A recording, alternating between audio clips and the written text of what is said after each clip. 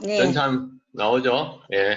자, 네, 표본조사와 표집 방법. 일단은 이게 지금 뭐냐, 표본이라고 하는 것은 우리가 전체를 다 이제 할 수 없기 때문에 이제 표본이라는 걸 하죠. 예컨대, 대구 시민 전체 250만 원의 체온을 다 측정할 수 없기 때문에, 그러니까 소위 말해서 그 중에 일부만에 뽑아가지고 이제 하는 것이죠. 그래서 이 표본조사라고 하는 걸 하는 것인데, 그래서 이 표본조사라고 하는 것이 사실은 이런 그 통계적 방법론의 가장 핵심이에요. 왜냐하면 표본이 잘못되면 이 전체 모집 단위에 대해서 우리가 제대로 이제 파악을 할 수가 없는 것이잖아요. 그래서 이 모집단에 대해서 이제 파악을 이제 하려고 노력하는 것이 빅데이터 전 조사죠. 이 빅데이터는 뭐 아주 모집단에 가깝도록 많은 데이터를 수집하는 거죠. 표본의 개념이 아니라. 그래서 표본이라는 것은 그것을 뽑아낸 모집단 일부 요소를 얘기하는 거예요. 그럼 샘플링이라고 하는 것은 ing부터 했잖아. 그 프로세스 하는 그 과정을 얘기하는 거고요. 모수라고 해서 우리가 패러미터 해놨어요. 패러미터. 패러미터라고 하는 것은 모집단의 특성을 나타내는 수치예요. 이거는 이제 이 패러미터들은 기본적으로 이제 정해져 있는 것도 있고, 예컨대 우리 250만에 다 조사를 해서 성별 비율은 예컨대 남자 대 여자가 0.8대 뭐 1.0이라든가. 그러니까 그렇죠. 그럼 여자가 더 많죠. 0.2. 지금 내가 최근에 받는 걸로 봤을 때 지역에서 하여튼 여성 인구가 더 많더라고요. 그렇죠. 이렇게 이런 거 패러미터들이 패러미터. 그 다음에 연구 모집단이란 말은 잘 안 쓰는데 모집단 중에서 표본이 실제로 추출되는 요소들의 총합체. 잘 쓰지는 않습니다, 이 말은. 그렇죠? 그래서 모집단이라고 있고 표본은 그 중에 근데 만약에 이 표본이라고 했는데 그림은 이렇게 표현되어 있는데 여러분들 이제 이 표본은 어디냐? 여기에서 그러니까 여기 한 군데서만 뽑으면 안 돼. 그렇죠? 그 만약에 오해할 수도 있어 이 그림이. 왜냐면 한 군데에다 뽑았다는 게 아니라 모집단에 골고루 그래도 골고루 이렇게 뽑아야 되는 거죠. 모집단에 골고루 해서 골고루. 알겠죠? 그 다음에 그 네, 모집단의 특성이 있었잖아. 있으니까 그건 평균이라든가 분산이나 표준 편차를 가지고 얘기할 수도 있는 것이고. 네, 근데 그 다음에 이제 우리가 모집단 대구 시민의 그러니까 샘플링을 했어. 그랬더니만 남자는 뭡니까? 0.5대 있고 여자는 1대 있어. 모집단이. 근데 아까 얘기했습니다. 대구 시민의 전체 인구 250만 해봤더니만 모집단의 모수가 0.8대 1이야. 남녀가. 그럼 이 표본이 된 이 뭡니까? 이거는 모집단의 특성을 반영을 못하고 있는 거죠. 반영을 못하고 있는 거죠. 표본의 특성을 반영을 못하고 있죠. 그럼 이 표본은 그러니까 이 모집단의 특성에 비해서 좀 왜곡되어 있는 것이겠죠. 그렇죠? 그래서 이제 그런 측면에서 이제 우리가 생각을 좀 해야 된다라는 것이죠. 그래서 우리가 지금 이 그 소위 말해서 연구조사 방법론에서 배우는 건 다 이거예요. 추리 통계 혹은 추론 통계 이건 영어 번역을 어떻게 하냐의 문제인데 인퍼런셜 혹은 인퍼라고 하는 건데 추론하는 거예요. 추론한다는 거 추측한다는 거 추측한다는 건데 그러니까 표본에서 얻은 통계적인 값을 이용해서 모집단의 모수를 어떻게 추정한다 이 얘기인 거죠. 그래서 추론 통계 이렇게 얘기합니다. 포집 단위로서 요소, 정보가 수집되는 단위이자 분석의 어떤 기초가 되는 단위죠. 그렇죠? 포집투의 모집단을 구성한 단위들의 목록, 오차, 추정된 값과 모집단에 실습된 것 차이, 이 부분이 되게 중요하죠. 포집 오차가 얼마만큼 나느냐, 안 나느냐. 그렇죠? 얼마만큼 나느냐. 그래서 여론조사 같은 데 보면 저런 얘기 다 나와 있는 거죠. 전수조사는 시간적, 경제적 비용이 어떤 문제가 있고, 그렇죠? 그럼 이거는 거의 뭐, 이걸 하려면, 지금 또 코로나 같은 기간에서는 지금 이 전수조사를 지금 못하니까 지금 되게 애물 먹고 있잖아요. 지금 사회조사, 그걸 전수조사를 못하니까 또 방문해야 되는데 방문해서 못하니까. 또 모집단의 특성이 잘 반영되어 대표성을 확보한 표본을 통한 표본조사가 효율적이죠. 그래서 이 표본조사를 하는 건 결국은 돈 때문에, 결국 돈 때문에. 경제성 가성비 때문인 거죠. 그 다음에 시간의 제약, 무한한 규모의 모집단, 조사가 불가능한 모집단. 다시 말해서 조사가 불가능하다는 예를 특정 질병을 가지고 있다든가 접근 자체가 어렵잖아요. 혹은 뭐 그렇죠. 정확성. 이 정확성은 사실 일수죠. 표본조사가 더 정확하다. 그거는 좀 애매하다. 그렇죠. 기술 통계학과 추리 통계학의 차이. 그러니까 기술이라고 할 때 기술은 뭡니까? 테크놀로지의 기술이 아니에요. 테크놀로지의 기술이 아니라 디스크라이브. 묘사하는 거예요. 묘사하는 거는 뭐죠? 현재 내가 관심 있는 대상에 대해, 상황에 대해서 전체적인 상태를 정리하는 거야. 그거에 우리가 이제 기술 통계학이라고 하는 거죠. 기술 통계학은 기본적으로 가장 뭐가 나와야죠? 해당 집단의 특성이 나와야 되죠. 특성은 뭐로 표시합니까? 우리가 흔히들 평균값으로 표시하는 거죠. 평균을 쓰면 항상 우리가 분산이나 표준 편차를 써야 돼요. 분산이나 표준 편차를. 왜냐하면 그 평균값이라고 하는 것이 우리가 10점, 그 다음에 0점, 두 명의 학생이 있었어요. 한 학생은 10점 맞고 한 학생이 0점 맞았어. 그러면 두 명의 학생의 평균은 얼마예요? 10점 말고 0점. 그럼 10 더하기 0 하면 10이잖아. 두 명의 학생이니까 2로 나누잖아요. 그럼 5점이잖아. 또 다른 두 명의 학생이 있었어. 그 학생은 한 명 5점, 한 명 5점 맞았어요. 그러면 두 명 다 5점 맞았어. 평균값은 얼마예요? 또 5점이잖아. 그럼 이게 평균값이 뭡니까? 그 집단의 특성을 잘 반영 못하죠. 그래서 표준 편차를 보여주는 거예요. 표준 편차를 보여주면 이 5점이 얼마만큼 그 집단에서 얼마만큼 특성을 그러니까 모두 다 5점 근처에 얼마만큼 사람들이 있는지 평균값의 근처에 있는지를 보여주는 거예요. 그래서 이 평균값은 항상 표준 편차를 넣으라고 얘기하는 거예요. 수리 통계학 보세요. 여기 기술 통계학 그래서 항상 이거는 뭐냐 우리가 탐색적 조사라고 하는 거 탐색적 조사를 잘해야 돼. 여기에서 이제 데이터 이상값이라든가 이상치들을 뽑아내는 거야. 이상치라는 게 뭐죠? 이상치. 예컨대 점수들은 성적을 여러분들 성적을 다 매겨봤어. 95점, 그 다음 90점, 85점, 80점, 75점, 여기까지 잘 내려가. 그럼 그 갑자기 40점짜리가 있는 거야, 40점짜리. 이런 건 이상치인 거야. 그럼 이상치를 내가 원래 분석에 포함시킬 것인가, 분석 포함 안 시킬까 결정을 해야 되는 거죠. 그래서 그런 거 다 결정하는 것이 뭐냐, 기술 통계, 여기 분석 단계, 탐색 단계. 그래서 우리가 탐색, 그 다음에 분석, 그 다음에 활용으로 가거든. 근데 탐색이 가장 중요해요. 그럼 탐색만 가지고도 논문을 써서 국제저널 같은 데 다 실고도 그럽니다. 사실은 탐색만 있는 기술 통계만 있어도. 그 다음에 이제 추리 통계로 가는 거죠. 그것을 가지고서 어떻게 추론을 하는 거죠. 모집단을. 여기서 이제 모집단의 어떤 특성들을 가지고 하는 거예요. 그래서 통계량이 모수와 가장 근접하게 되도록 하기 위해서는 모집단에서 표적 과정을 거쳐 수출한 표본이 얼마나 모집단의 특성과 일치하는가가 관건이죠. 당연히. 그렇죠. 모집단의 특성과 동일한 특성을 가지도록 해야 되는 거야. 1963년도 미국의 대통령 선거 여론조사가 이렇게 언제 나왔어요? 이게 1930년대 미국에서 처음으로 나온 거예요. 이때 여론조사가, 이때 여론조사. 근데 이때는 여론조사가 정말 많이 정확했어요. 그럼에도 불구하고, 보세요. 여기 봐.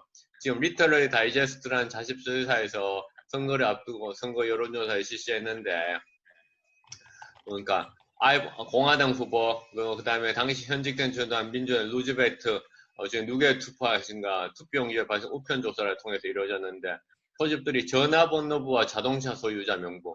딱 그건 뭡니까? 전화번호부와 자동차 소유자 명부 이렇게 하면 어떻게 합니까? 그럼 자동차를 가지고 있는 사람들만 할 수 있는 거잖아. 그 다음에 전화를 가지고 있는 사람들만 하는 거잖아. 그렇죠? 근데 그러니까 그렇게 했더니만 여기 뭐 공화당이 뭡니까? 어떻게 지지를 받은 루즈벨트는 승리하라 이제 공화당이 뭡니까? 보수당이죠. 세금을 많이 감면하겠다. 사이에 공화당은 상류층에 초점을 맞추고 있잖아요.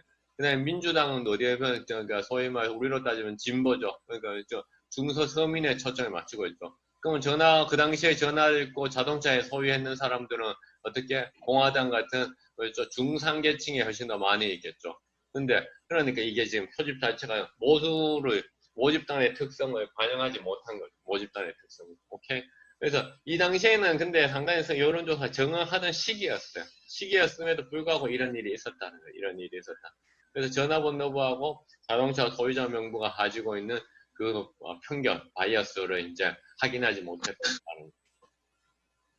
지금도 이제 그런 얘기 하잖아요. 그 인터넷으로 조사하면, 인터넷 안 이용 사람들이 너무 데이터가 하고 젊은 사람들 위주로 된다. 그런 얘기는 나는 진짜 수백 번, 수천 번도 많이 들었는데 지금은 세상이 완전히 변했죠. 우리나라 같은 경우에도 유튜브를 가장 많이 사용하는 연령층이 50대 이상이에요.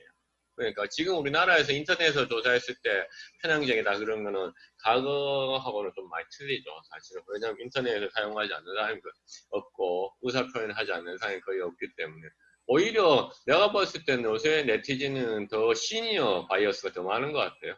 시니어 바이어스가 그러니까 우리 그러니까 청소년 바이어스보다는 주니어 바이어스보다 시니어 바이어스가 더 많다는 생각이 좀 들어요. 내가 보기에는 요새는. 예전에는 주니어 바이어스가 많았는 것 같았는데. 자, 그 다음에 확률 표지, 비확률 표지. 이게 정말 중요합니다.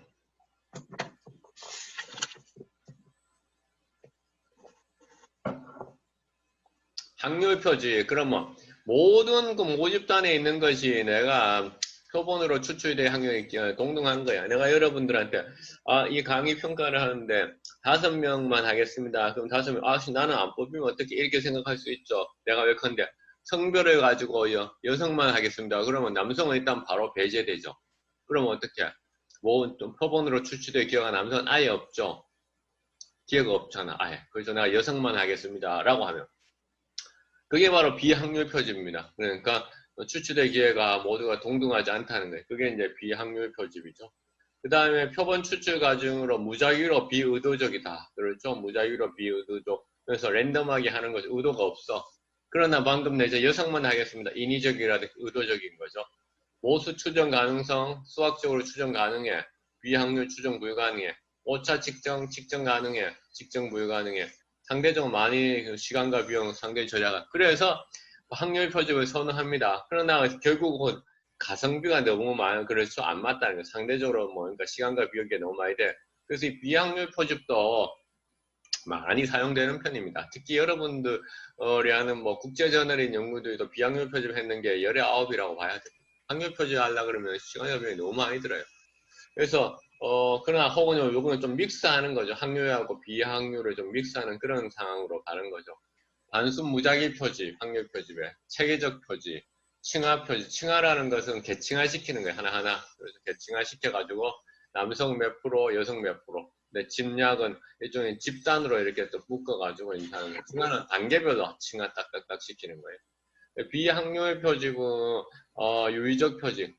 요걸 또 많이 했어요. 요거 비확률 표집 중에 요걸 말씀해 유의적 판단. 내가 생각하기에 그러니까 예컨대 경북 지역에 Y 대학의 뭐의 샘플링 경북 지역 대학교의 특성을 뭔가 한다 이런 경우는 유의적 표집, 판단적 표집 이런 거 말이에요.